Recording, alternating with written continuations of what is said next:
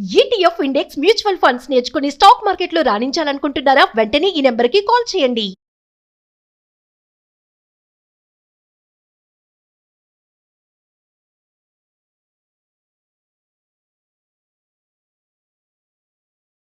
నమస్తే, welcome back to Suman TV. Present మనతో పాటు ఉన్నారు stock market analyst Sundar Rama Reddy గారు.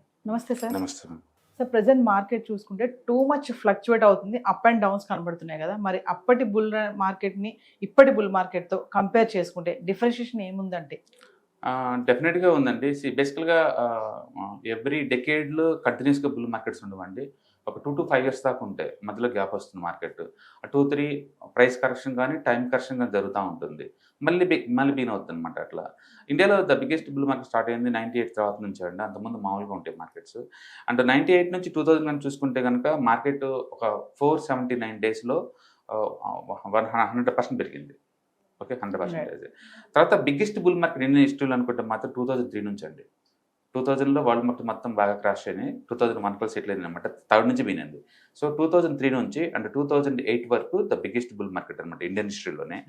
అది 1700 డేస్ జరిగింది కంటిన్యూస్గా, లిటరల్లీ 5 years వరకు.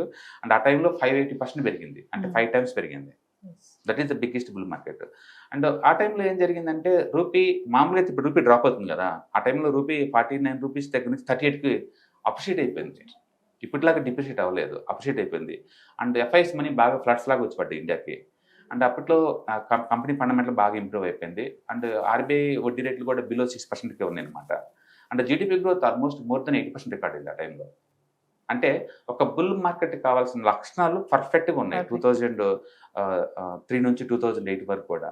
అంటే వడ్డీ రేట్లు తక్కువ ఉండటం, అండ్ ఎఫ్ఐఎస్ రావటం, అండ్ రూపీ అప్రిషియేట్ అవ్వటం, 47 రూపాయల దగ్గర నుంచి 38 రూపాయలు $1 అవ్వటం, అండ్ గ్రోత్ బాగా ఉండటం, అన్నిటికి మించి GDP growth more than 80% record అవ్వటం ఆ టైం అనేది ఆ బుల్ మార్కెట్ బాగా హెల్ప్ అయింది అనమాట.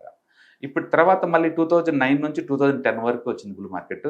అండ్ అది 600 డేస్ ఉందండి. అప్పట్లో 145% పెరిగింది మార్కెట్. ఇప్పుడు కోవిడ్ తర్వాత నుంచి బుల్ మార్కెట్ స్టార్ట్ అయింది మళ్ళీ మార్చి 2020 నుంచి. అప్పటి నుంచి ఇప్పటి వరకు మనం చూసుకుంటే 2000 డేస్, ఇప్పుడు 2000 డేస్ నుంచి నడుస్తుంది. బట్ 200% పెరిగింది ఈసారి. అయితే ఇప్పుడున్న మార్కెట్ ఇంకా కంటిన్యూ, ఎంత స్ట్రాంగ్గా బుల్ మార్కెట్లో కంటిన్యూ అవుద్దా అంటే అప్పటికి ఇప్పటికి మనం చూసామనుకోండి. అంటే 2003 అప్పుడు కనుక చూసుకుంటే అప్పట్లో GDP growth more than 80% record అయింది. ఇప్పుడు అంత లేదు, 6-7 మధ్య కొట్లాడుతుంది. అప్పట్లో రూపీ అప్రిషియేషన్ అయింది 47 దగ్గర నుంచి 38కి. ఇప్పుడు రూపీ చాలా వీక్ అవుతుంది. ఎంత దారుణంగా వీక్ అవుతుందంటే ఈ సంవత్సరం ఇప్పటికే జనవరి నుంచి ఇప్పటికే 6% డ్రాప్ అయ్యారు. 6%. టోటల్ 1 year ఇప్పటి నుంచి చూసుకుంటే లాస్ట్ 1 year 12% డ్రాప్ అయింది. అంటే మంత్లీ 1% డ్రాప్ అవుతుంది. అంటే దారుణమైన డ్రాప్ అనమాట అది. అంటే రూపీ అంతగా డ్రాప్ అయ్యే టైంలో అండ్ ఆయిల్ బిల్లు రఫ్గా అరౌండ్ 20 lakhs ఇంపోర్ట్ బిల్లు ఆయిల్ది. అంటే గోల్డ్ ఇంపోర్ట్ బిల్లు రఫ్గా 7 లక్షల కోట్లు. అంటే దగ్గర దగ్గర 28 లక్షల కోట్లకి మనం డాలర్లో పే చేయాల్సి వస్తున్నప్పుడు అండ్ మార్కెట్లో అంత బుల్ మార్కెట్లు రావు. అందుకని ఆ 2003లో వచ్చిన బుల్ మార్కెట్ అంత ఊపు అంత స్ట్రాంగ్ ఉంటుంది అంటే ఉండదు. అందుకని అప్పట్లో జస్ట్ 1700 డేస్లోనే మార్కెట్ 580% పెరిగింది. బట్ ఈసారి 2200 డేస్ అయినా సరే ఎందుకు జస్ట్ 2x పెరిగిందంటే రీజన్ అదనమాట. అప్పట్లాగా ఇప్పుడు జీడిపి గ్రోత్ లేదు, అప్పట్లాగా ఇప్పుడు రూపీ అప్రిషియేట్ అవ్వట్లేదు. అండ్ వడ్డీ రేట్లు అయితే మాత్రం అప్పట్లాగా ఇప్పటిలాగా బిలో 6K ఉన్నాయన్నమాట. అంటే కంపెనీస్ గ్రోత్ కూడా అప్పట్లాగా బాగానే ఉంది. బట్ ఆయిల్ రేట్ కొంచెం రీజనబుల్గా డ్రాప్ అయితే కనుక, రూపీ కనుక ఎంతకంత అప్రిషియేట్ అయితే కనుక డెఫినెట్గా ఇండియా గోయింగ్ టు గ్రో అనమాట మార్కెట్.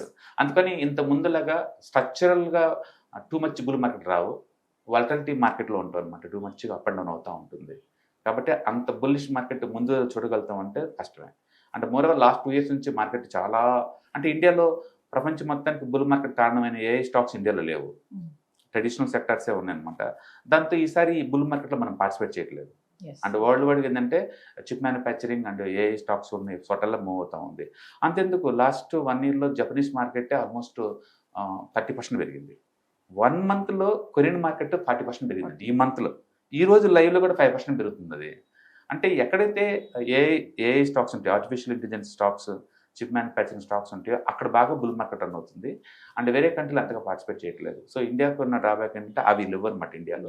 అండ్ రూపీ బాగా వీక్ అవుతుంది. యాక్చువల్గా చెప్పాలంటే రూపీ డాలర్ టర్మ్లో చెప్పాలంటే ఇండియాకి గత 5 సంవత్సరాల నుంచి యావరేజ్ రిటర్న్స్ ఈవెన్ 7% కూడా లేవు డాలర్ రూపంలో చెప్పాలంటే, ఎందుకంటే రూపీ బాగా వీక్ అవుతుంది కాబట్టి. సో ఇంటర్నేషనల్ లెవెల్ ఏంటంటే ఇన్వెస్టర్స్ ఎప్పుడు కూడా డాలర్ ఫార్మాట్లో చూస్తూ ఉంటారు. అలాంటప్పుడు ఇండియాలో వర్త్ కాదు వాళ్ళకి, అందుకని ఇంటర్నేషనల్ మనీ రావట్లేదు. సో ఆయిల్ కనుక సెటిల్ అయితే, తక్కువ రేటుకి కనుక సెటిల్ అయిందంటే అప్పుడు రూపీ పట్టణం ఆగిపోతుంది. ఈలోపు ఆర్బీఐ కనుక డాలర్ ఇంపోర్ట్స్ కనుక ఏదైనా ఎంకరేజ్ చేస్తే కనుక మనం బుల్ మార్కెట్ స్టార్ట్ అవుతుంది. బట్ ఏదైనా కానీ లాస్ట్ 2 years నుంచి మార్కెట్లన్నీ సైడ్వేలో ఉన్నాయి కాబట్టి పట్టడానికి పెద్ద ఛాన్స్ ఏం లేదు. But keep on waiting for the positive clues అనమాట. పాజిటివ్ క్లూ వస్తే కనుక మళ్ళీ మార్కెట్ ముందు పోయే ఛాన్స్ ఎక్కువ ఉంది. కాబట్టి 2003 అండ్ 8 వరకు వచ్చిన బుల్ మార్కెట్ లక్షణాలు ఇవి మార్కెట్లో లేవు. మనకు 3 వాలటిలిటీ జోన్లోకి ఎంటర్ అవుతున్నాం. ఇప్పుడు మళ్ళీ ఈరోజు గల్ఫ్లో మళ్ళీ వార్ జరుగుతుంది, మినీ వార్. మళ్ళీ యూఏఈ మీదకి ఇరాన్ వాళ్ళు మళ్ళీ షిప్లను వదిలేరు. కాబట్టి ఇంకా అది నడుస్తూనే ఉంటుంది అటు ఇటు.